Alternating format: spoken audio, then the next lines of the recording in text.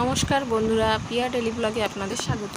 আপনাদের সাথে শেয়ার করতে চলেছি কালাকাদের একদম সহজ রেসিপি, একদম অল্প কিছু উপকরণ দিয়ে। দেখো আমি কি নিয়ে নিয়েছি। 1 কাপ দুধ, ছানা, এলাচ, বাদাম আর আমল দুধ। এই যে দেখে নিই ভালো করে। তারপরে গ্যাসটা জ্বালিয়ে কড়াইটা বসিয়ে দিয়েছি। তারপরে 1 কাপ দুধ এটা আমি কড়াইয়ের মধ্যে দিয়ে দিয়েছি। তারপরে আঁচটাকে লো ফ্লেম করে নেব। লো ফ্লেম করে আস্তে আস্তে দুধটাকে নাড়াচাড়া করে নেব, ঠিক আছে। নাড়তে নাড়তে ততক্ষণে যতক্ষণে এই দুধটা একটু গাঢ় হচ্ছে, ততক্ষণে আমি একটা কাজ করে নেবো। এই যে ছানাটা আমি জল ঝরাতে রেখে দিয়েছিলাম, সেই ছানাটাকে আমি চিনি দিয়ে ভালো করে ম্যাশ করে নেব। আর এই ছানাটা কাটানো আমি দেখাইনি, সে কারণ হচ্ছে আমার বাড়িতে দুধ ছিল, সেই দুধটা ফেটে গেছিলো। সেই দুধের ছানা দিয়েই আমি এই কালাকাদের রেসিপিটা বানাচ্ছি, ঠিক আছে। চলো, এই যে ছানাটা এবার নিয়ে নেব। ছানাটা নিয়ে নিয়েছি, নিয়ে এবার এই যে একটু ভালো করে করে নেব, ছাড়িয়ে নেব। ছাড়িয়ে নেওয়ার পর দেখো এর মধ্যে আমি চিনি দিয়ে দেবো। বেশি চিনি না, এটা কালাকাদ যেহেতু বেশি মিষ্টি হয় না, সেহেতু আমি এই চামচে 3 চামচ চিনি দেব, ঠিক আছে।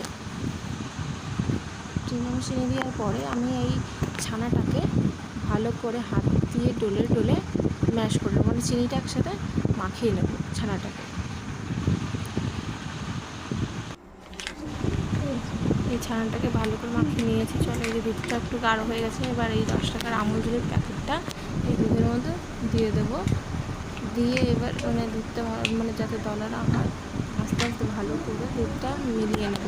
কড়াইতে ভালো করে নেড়ে চেড়ে এই আমুল দুধটাকে মিলিয়ে নিতে হবে, ঠিক আছে। দেখুন আস্তে আস্তে করে দুধটাকে ভালো করে মিলিয়ে নিচ্ছি। দেখবেন এই দুধটা যাতে এর সাথে মিলে যায়। তারপরে এই দুধটা দেখবেন ভালো করে মিলে দুধটা এবার এই যে আস্তে আস্তে গাঢ় হতে শুরু করেছে। এরপরে আমি ছানাটা এতে দিয়ে দেবো। এই দেখুন আমি এই ছানাটার মধ্যে দিয়ে দিচ্ছি।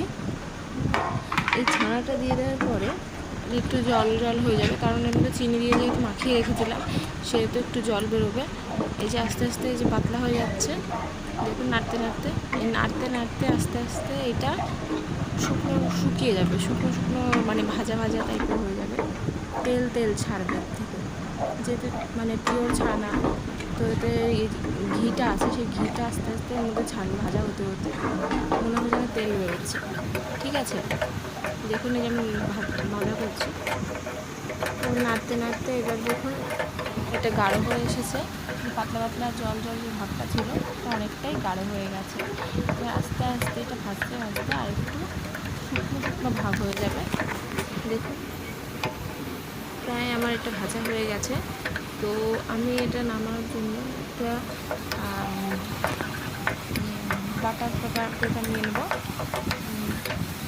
প্রায় এটা রেডি, এটা করে নামাবো।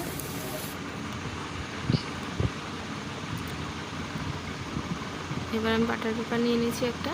তারপরে এগুলোকে নামিয়ে নেব। নামিয়ে এটাকে ভালো করে সেট করে নেব।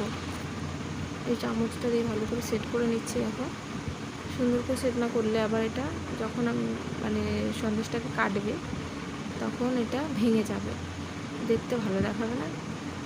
জিনিস দেখতে ভালো না দেখালে আবার খেতেও অনেকটা মানুষের ভালো লাগে না।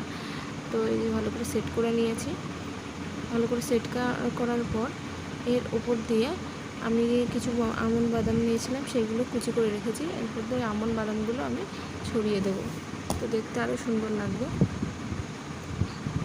সেট হয়ে গেছে। এবার কুচি করা আমন্ড বাদামগুলো আমি এর উপর দিয়ে ছড়িয়ে দেবো। দেখতেও সুন্দর লাগবে, খেতেও সুন্দর লাগবে। তো কিছু সময় আমি রেস্টে রেখেছিলাম। এবার এইগুলো কেটে আমি সার্ভ করবো। রেস্টে আমার কালাকাদ রেসিপি। তো বন্ধুরা কেমন লাগলো জানাবে, আর ধন্যবাদ দেখার জন্য।